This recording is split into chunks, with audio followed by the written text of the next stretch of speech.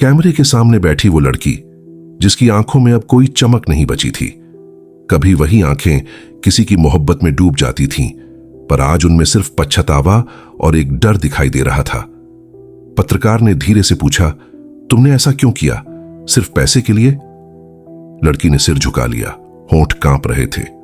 पैसे ने अंधा कर दिया था मुझे लगा मोहब्बत से ज्यादा जरूरी पैसा होता है, लेकिन आज समझ आया मोहब्बत बिकती नहीं है, बस खो जाती है।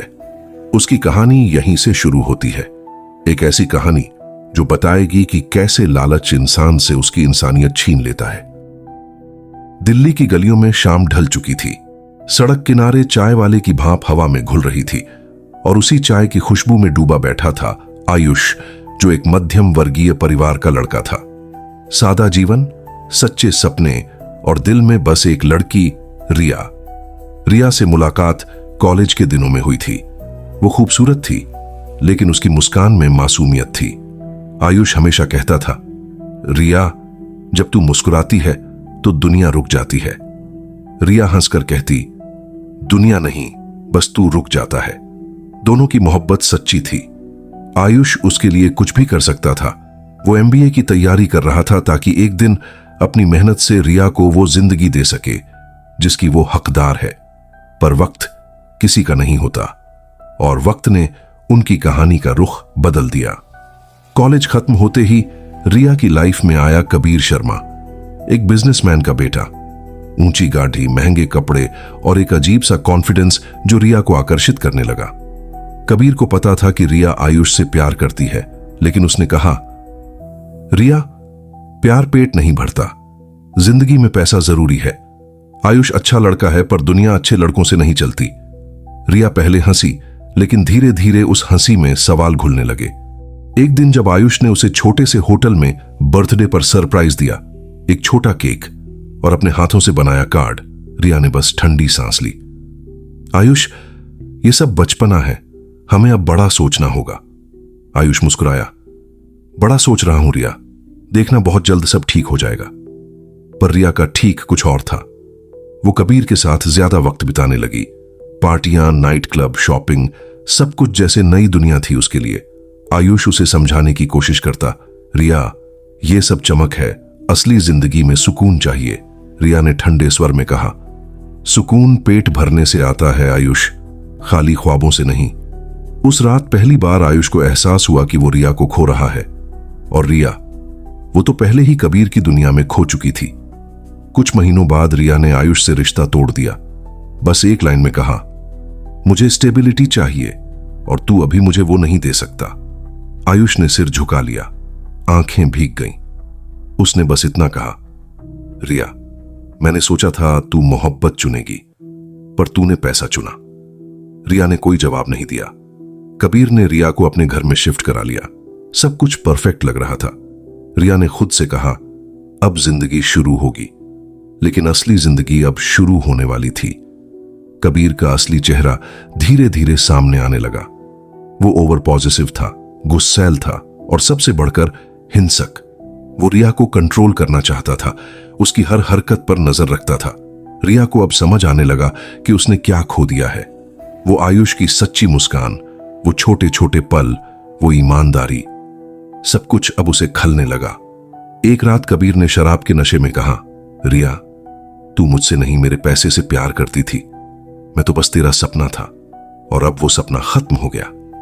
रिया ने रोते हुए कहा, नहीं कबीर, कबीर ने बीच में रोक दिया, चुप, मैं जानता हूं तेरी औकात क्या है। रिया अब डरने लगी थी। वो घर छोड़ना चाहती थी, लेकिन कबीर ने उसे धमकाया, अगर बाहर कदम रखा तो तेरा चेहरा अखबार में होगा, मरी हुई। इधर आयुष अब भी उसी गली में अपनी छोटी सी नौकरी कर रहा था। उसने जिंदगी से हार नहीं मानी थी, पर दिल से टूटा हुआ था। वो अब किसी से ज्यादा बात नहीं करता था, बस रात को वही पुराना कार्ड देखता, हैप्पी बर्थडे राया, और सोचता, काश पैसे की जगह प्यार की कीमत समझी होती।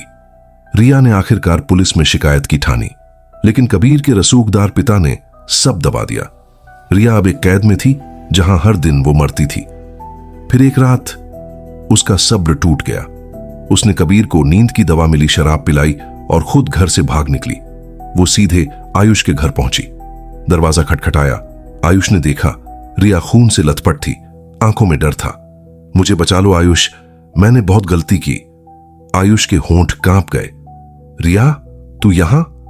मैंने सब खो दिया, पैसा, इज्जत, खुद को, बस तू ही बचा सकता है। आयुष उसे अंदर ले गया, पानी दिया। रिया बेहोश हो गई।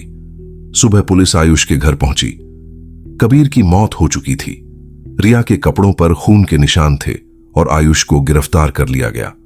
रिया सब कुछ भूल चुकी थी। नींद की गोली ज्यादा हो गई थी शायद, लेकिन पुलिस ने सिर्फ सबूत देखे, खून, रिश्ता और एक शक। आयुष ने कहा, मैंने नहीं मारा, मैं तो बचा रहा था। लेकिन कौन मानता सच। एक रात गहराती जा रही थी। मुंबई की वो चमकती सड़कों पर आरव की परछाई अकेली चल रही थी। एक वक्त था जब उसी शहर की हर गली में सिया के साथ उसके कदमों की आहट गूंजती थी। अब वही रास्ते सुनसान लगते थे। सिया अब उसके साथ नहीं थी, वो चली गई थी, सिर्फ कुछ पैसों और झूठे वादों के पीछे। आरव के मन में एक ही सवाल बार बार उठ रहा था, क्या सच में प्यार इतना कमजोर होता है कि पैसा उसे हरा देता है? कुछ महीने पहले की बात थी। आरव एक छोटे से बिजनेस में था। सिया उससे बेहद प्यार करती थी। दोनों शादी की बात कर चुके थे। लेकिन तभी शहर में एक अमीर आदमी विक्रम सिया की जिंदगी में आया। महंगे तोहफे, महंगी कार, बड़े रेस्टोरेंट और वो दिखावटी दुनिया। सिया धीरे धीरे उसी में खोने लगी। एक शाम जब आरव ने सिया को बताया कि उसके पास इतने पैसे नहीं हैं कि वो उसे वो सब दे सके, तो सिया ने हंसते हुए कहा, आरव, प्यार पेट नहीं भरता, तुम अपनी दुनिया में रहो, मुझे बड़ी जिंदगी चाहिए। आरव के कानों में वो शब्द हथौड़े की तरह गूंजते रहे। कुछ दिन बाद सिया ने उससे रिश्ता तोड़ दिया और विक्रम के साथ रहने लगी। शहर में इस बात की चर्चा थी कि विक्रम का धंधा साफ नहीं था, लेकिन सिया को फर्क नहीं पड़ा। वो अपने शौक में मस्त थी, पार्टियां, नशे और पैसे की चकाचौंध में डूबी हुई। पर जैसे जैसे दिन बीते, उस चमक के पीछे का अंधेरा सामने आने लगा। एक रात विक्रम ने शराब के नशे में सिया पर हाथ उठा दिया। अगले दिन सिया ने उसे छोड़ने की कोशिश की, लेकिन विक्रम ने धमकी दी, अगर तूने मुझसे दूर जाने की कोशिश की तो तेरी वो प्यारी तस्वीरें इंटरनेट पर डाल दूंगा। सिया डर गई।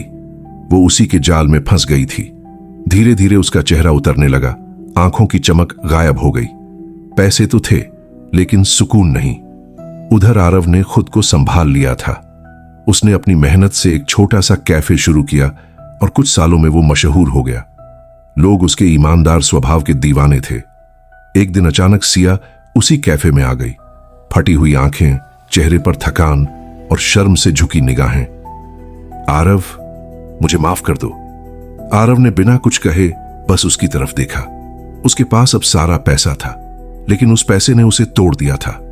मैंने सोचा था पैसा सब कुछ है, लेकिन आज समझ आई कि सुकून और प्यार की कोई कीमत नहीं होती। आरव ने चुपचाप उसे एक गिलास पानी दिया। सिया, कुछ सबक वक्त सिखाता है। मैं भी टूटा था, लेकिन मैंने खुद को संभाला। तू भी कर सकती है। लेकिन अब मेरे अंदर वो जगह नहीं बची। सिया की आंखों से आंसू गिर पड़े।